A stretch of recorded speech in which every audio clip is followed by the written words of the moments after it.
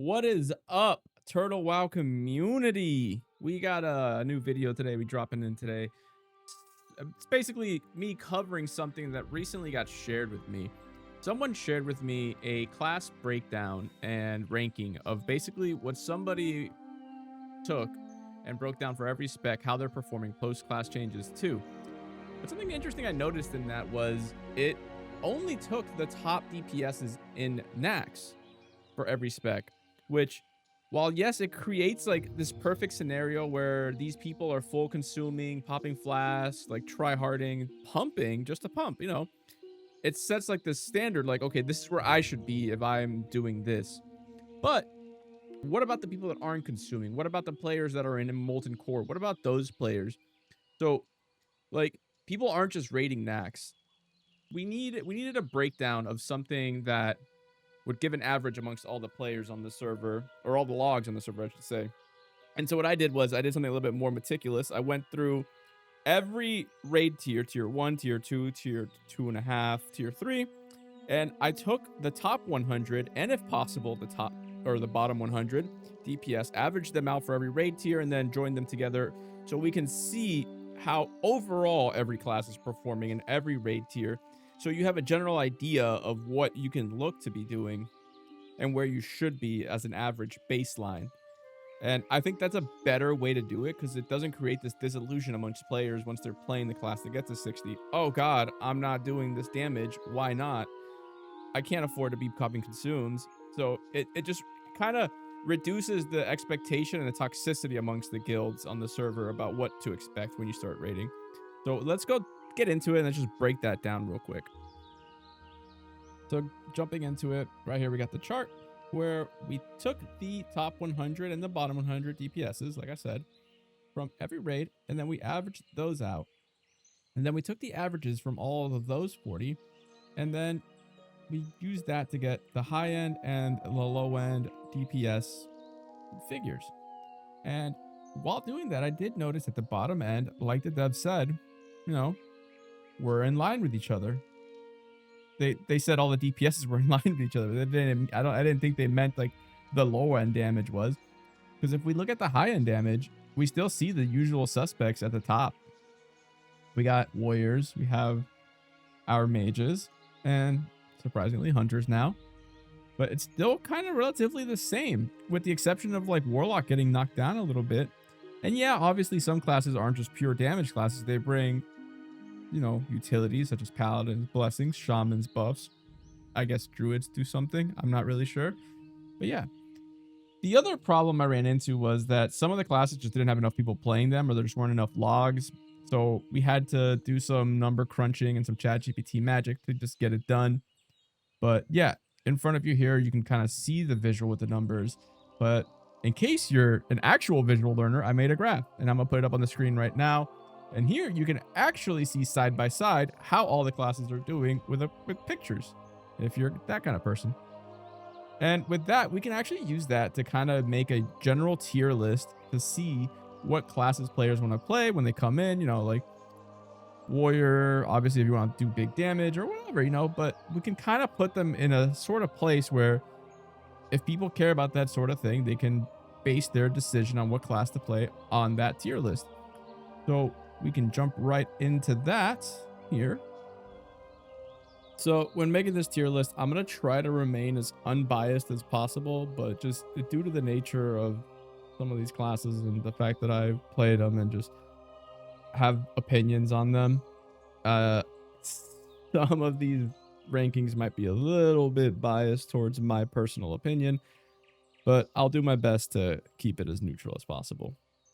Starting off, we're going to go straight into the S tiers with the two warriors, just because they just dominate. No matter what group you're in, you'll always see warriors at the top. They'll always be there no matter what, unfortunately, and that's just the nature of the game. So if you want to do big numbers, you go warrior. Moving down, we have Retribution Paladin, which I have played. I have played here and there. Obviously, I main a Protection Paladin, so not as much gameplay as I have as the tank, but I do have my opinions for it. It It definitely does very good damage, and it definitely brings good utility. Unfortunately, due to the nature of the gameplay of the class and how expensive it is to do very good damage as a paladin, just let alone anything as a paladin being very expensive, requiring tons of consumes, I have to put paladin into B tier. Just the requirements and the gameplay mechanics of it just outweigh the utility and the damage that it brings. Now, moving to survival. I personally haven't played survival. A lot of people are saying it's very fun and it's a good change up to hunter having the ability to be a melee hunter. But the damage overall on average is not reflecting how fun the class is. So it can be very fun, but it also is not doing as much damage as it could be comparatively to the other classes. And so for that reason, survival is definitely going into B tier along with paladin. The next hunter spec, I should probably get, you know what, let's get this one out of the way here. Let's just straight up Beast Mastery D to D for dead because nobody's playing it. It's a dead spec. And if you are playing it, then let me know. But from what I saw in the logs, literally nobody's playing it. So I'm just gonna put it into D. But Marksman, on the other hand, Marksman is doing great damage. There's a lot of, based on the numbers here, there's just the gap between a very good hunter, like all of the classes, it seems like the gap between a very good hunter and a okay hunter is not that, is pretty good. So you have a lot of room to grow, a lot of time to learn the class, which can make the class very fun. That constant learning and constant progression makes the class can make class very fun. So for that reason, it's going into A. Shamans. Elemental brings a ton of utility. Unfortunately, it also on the high end is not doing the damage that you could expect from the comparatively to what enhancement is doing. Normally, it's the other way around.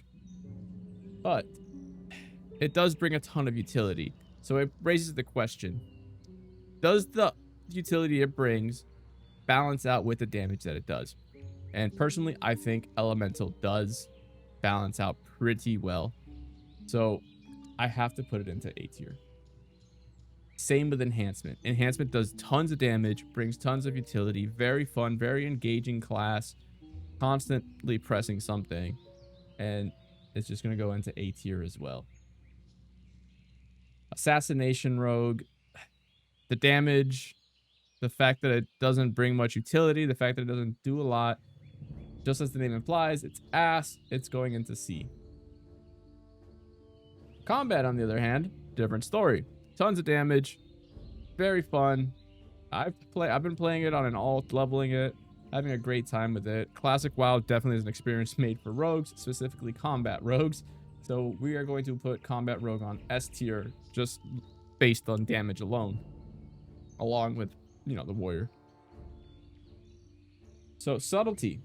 Playing older MMOs, you will know that there are support roles, and those roles bring utility. Subtlety rogue is supposed to fill that in. Unfortunately, at the moment, everything dies so quick that it's almost, you know, not needed to bring a subtlety rogue. There is no current progression that is actually difficult to where you'll need subtlety rogue. This may change by next week when Upper Kara comes out and subtlety rogues just are required.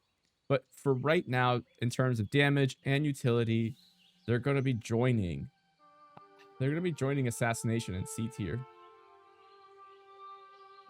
The two Druid specs as well, though, could also use a lot more love. Balance, unfortunately, is very RNG heavy with the procs you're looking for, because you're constantly just waiting for these out, and it doesn't feel good, and it doesn't do the damage that it should be doing comparatively. I think it definitely deserves a buff, and it definitely deserves a little bit of love, a little bit more love than it got. So for that reason, it's going into C as well. Feral is so Feral. Feral is being Feral. Every Feral Druid I've asked in combat, they feel like Feral is a forgotten spec. Like it's just they constantly forget it, and it's all backburner stuff. But it is doing damage. I mean, the bottom end obviously is a little bit low comparatively. I think Yeah, next to Smite Priest, I think it is the lowest. It's the second lowest. But top end is still doing solid damage. I would say on average, it is an average class all around, so it goes into B like the other averages.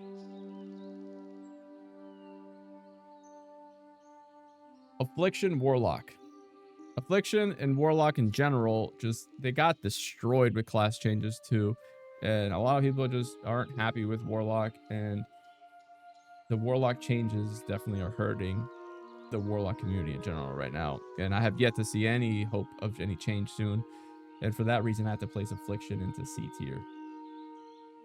Demonology, on the other hand, still the low bottom end, but it has like Warlock always has had a high skill ceiling. So I think Demonology can definitely go into B. And at the moment, I know the damage on the average is, you look at the chart and it doesn't, and you would think that Destruction would go lower than Demonology.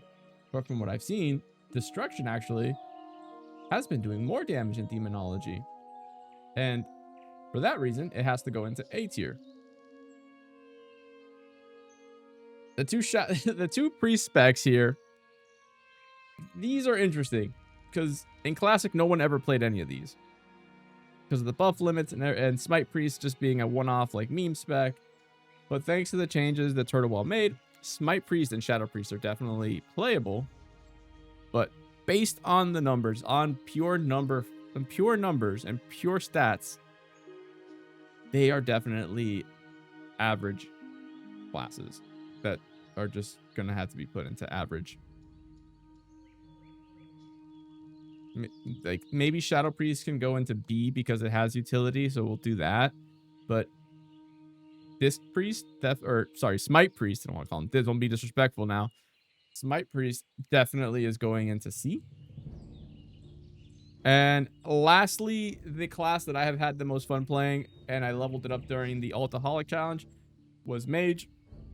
And what I have seen and what I have experienced is instantly this is a curveball for classic players. Arcane is very playable. Arcane is very good. Arcane instantly S. Now, on the other hand, the other two specs. I personally right now I'm playing Frost. I'm having a good time, mainly because I'm going for rank 14. But Frost feels horrible. I will say Frost is something I do not recommend for PvE at the moment. It definitely is going into C with the other mediocres. And just want to go lastly into Fire. I wanted to save this one because it's a personal favorite of mine, Fire Mages, just because I like fire stuff.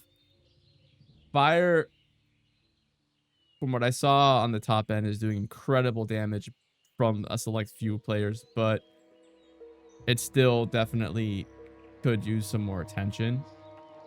But it's definitely worth playing if you want to play Mage. It does a ton of damage. It's a glass cannon still, and it has a little bit more complex rotation than the two buttons of Arcane. So it goes into A for that reason in my book. Yeah.